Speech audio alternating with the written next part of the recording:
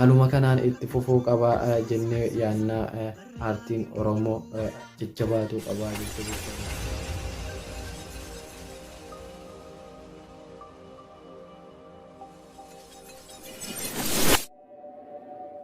Hashamaa jirtu hordoftoonni Abdii Shootoo nageenyi koo bakkuma jirtanitti isin haa ga'u jechaa ammas viidiyoo biraatiin walitti deebinee jirra. Viidiyoo ajaa'ibsiisaa, viidiyoo baay'ee bareedaa, viidiyoo torbee kana keessa eegamaa ture amma gannuu dhiifame jechaadha. Viidiyoo isaa ta'e yeroo ammaa keessa sa'aatii muraasa keessatti qilleensarra oolchee jira jechaadha.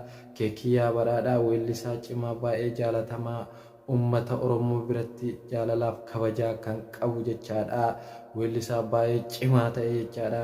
Weellisaa hedduu kana anis dinqisiisadhu keessaa isa tokko jechaadha. Viidiyoo ajaa'ibsiisaa ta'e sa'aatii muraasa keessatti namoota 50,000 gahaniin kan lakkaa'ame jechaadha. Viidiyoo baay'ee torbee kana keessa eegamaa ture jechaadha.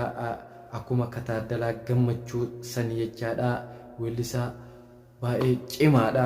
Weellisaa haala yeroo irratti kan sirbu jechaadha. Weellisaa hedduu saba Oromoo biratti jaalalaaf kabajaa kan qabu jechaadha. Weellisaa baay'ee anasti irraa dinqisiisadhu keessaa isa tokko. Akkasuma hordoftoota koo warroonni maatii kennan ta'in akka maatii nuuf taatanii like, share, subscribe gochuudhaan viidiyoo kenna kana laaltanii nu jajjabeessitan asumaan kabajaaf jaalalaan isin gaafadha. Akkasumas warroonni maatii kenna taatanis like, share, subscribe nu godhaa, nu bira dhaabbadhaa isiniin jedhaa. Akkasuma amma gara viidiyootti isin dabarsa jecha hordoftoota koo.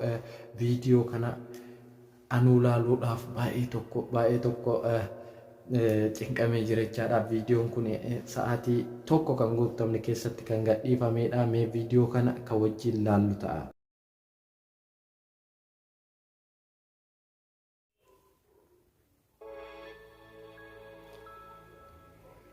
Nagalchaa singalchuu itti laalilachuu jedha. Jalqaba irratti mata dureen isaa dammoo gingilchaa jedha. Gingilchaa barraa gingilchuu jedha. Mee viidiyoon kun hanga ammaatti waaw ka ajaa'ibsiisaa ta'edha. Haalli inni ittiin hojjetame kan nama hawwatudha jecha. Akkanatti aartiin Oromoo yeroo akkanatti miidhagee nu dhufu wanti kana caala baay'ee nama gammachiisu hin jiru jechaadha. Akkasuma weellistoonni keenya kalafaa dhufanis warroonni irra bulanis jechuudha haala miidhagaa ta'een nuuf miidiyaa bareedaadhaan nu dhufaa jiranii baay'ee galatoomaa jennaani. Akkanatti kunoo laal akkanatti kwaalitiin isaa hedduu namatti tolu jechaadha. Aartiin Oromoo gama kanaan baay'ee tokko akkanumatti akka jajjabaatan akkasumas aartistoota keenyas warroonni jajjabeessaa like, share godhaa fi YouTube isaanii bira dhaqaatii subscribe godhaa jajjabeessaa isiniin jenna. Aartistoota Oromoo hunda isaaniitu jechaadha. Jajjabeeffamuu qabu jecha weellistoonni Oromoo jajjabina isaan barbaachisa jechaadha. Hamilee guddattu isaan irraa isin nurraa eegama jechaadha. Weellistoota Oromoo jajjabeessuu irratti itti cimuu qabna. Akkasuma amma haalli amma irratti deemamaa jiru waaw aartiidhaan kan bareedaa jiru jechaadha. Aartiin Oromoo gama kanaan hedduu tokko miidhagee mul'ataa jira jechaadha. Addunyaa biraan gahaa jira jechaadha. Waaw wanta akka aartii Oromoo guddachuu irra namatti gammachiisu hin jiru jecha hordoftoota koo. Weellisaan Keekiyyaa badhaadhaa sagaleen isaa haalli meeshaan inni ittiin taphate kan hedduu namatti tolu jechaadha. Hanga amma laalaa jirrutti masiinqoo wantoota meeshota garaagaraa inni ittiin taphataa jiru hanga ammaatti warroonni shubbisanis hedduu kan namatti tolu jecha hordoftoonni koo. Hanga ammaatti jechaadha walaloon isaa waa hunda caala jechaadha. akka naatti tole jechaadha. Isinittis tolee jira jedhee waa yaaduuf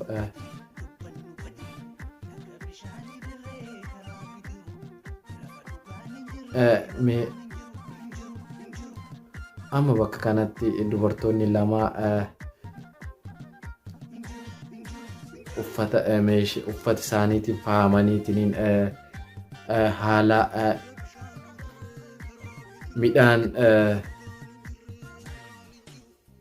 midhaan calleessu jiru yookaan immoo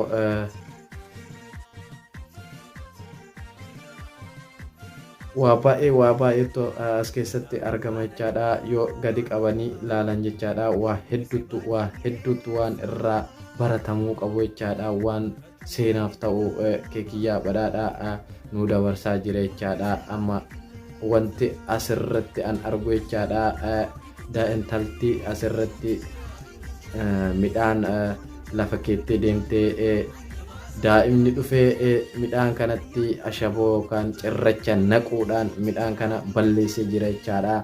Hiika of danda'e qaba jechaadha. Kuni ergaa nama barsiisu ergaa cimaa kan of keessaa qabu jechaadha. Yoo gadi qabnee ilaalle jechaadha. Bakka kanatti amma ilaal intalti biraa deemnaaniin ijoolleen sadan jiran dubartoonni sadan jiran sunniin daa'ima itti erguudhaan akka cirracha midhaan san keessatti naqee balleessu itti ergan jecha. Kun jechuun maali? Midhaan sun yoo jalaa bade isaan kun itti gammadan jecha. Kun hiika yoo addaan banne ilaalle hiika of danda'e hiika of keessaa qaba jennee yaannaa hordoftoota koo gingilchi birraa gingilchuudha. Deebi'anii dammoo midhaan bade kana waliin keessaa guuruu jiran jechaadha. Walumaa gala ergaa cimaa kan dabarsaa jiru jechaadha. Viidiyoo kan hedduu baay'ee miidhagsanii nu biraan ga'anii hedduu jaaladhee jira. Hedduu namatti tola. Haaluma kanaan itti fufuu qaba jennee yaannaa. Aartiin Oromoo jajjabaatuu qaba, jajjabeeffamuu qaba.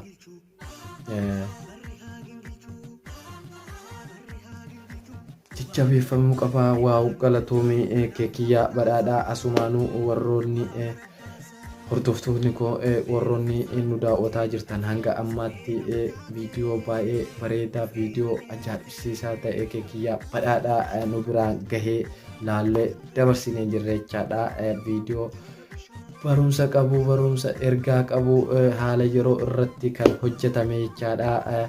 Viidiyoo akkaan namatti tolu barumsa guddaa irraa argatanii wantoota nu fayyadu hundaa nu kaa'ee jira jecha irraa arginee jirra jechaadha. Viidiyoo baay'ee namatti tolu jechaadha. Akkuma Taaddalaa Gammachuu sani jechaadha. Viidiyoo Taaddalaa Gammachuu Katare san irratti yoo ilaaltan viidiyoo baay'ee miidhagaa baay'ee namatti tolu tokko hojjetee jira. Viidiyoon sun amma yeroo ammaatti dhimmaasha miliyoona kan laalame jechaadha. Saffisaan deemaa jira jechaadha.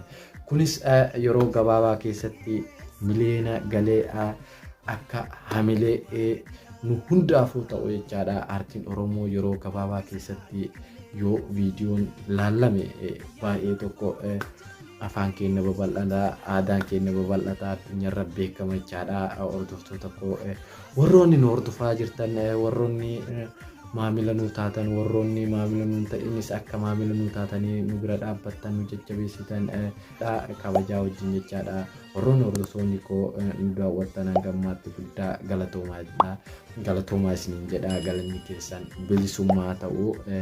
Viidiyoon keenya ka har'aaf qopheeffannee jennee kanuma fakkaataa.